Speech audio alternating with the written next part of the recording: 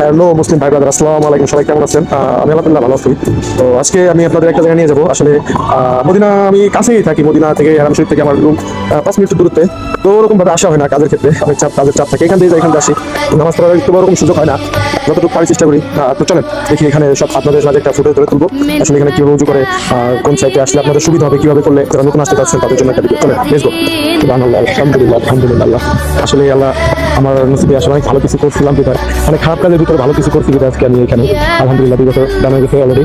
তো আজকে আমি আপনাদের কিছু ভিডিও করে দেখাবো। এখানে আপনারা নতুন যারা আসবেন, তারা আসলে নতুন যারা আসেন এখানে আসে অনেক পরিস্থিতি শিকার হয় না, বা বোঝেন না কোনভাবে কি করতে হয়। তো এটা হচ্ছে হারাম শরীফের পিছনে সাইডে, ওই যে দেখা যাচ্ছে কিনা জানি না, ওইখানে একটা সবুজ গম্বুজ দেখা যায়, ওই যে দেখা যাচ্ছে কিনা জানি না, ওই যে ওইখানে সবুজ রাসূলুল্লাহ রওজা শরীফ, আর এটা হচ্ছে পেছনের সাইড।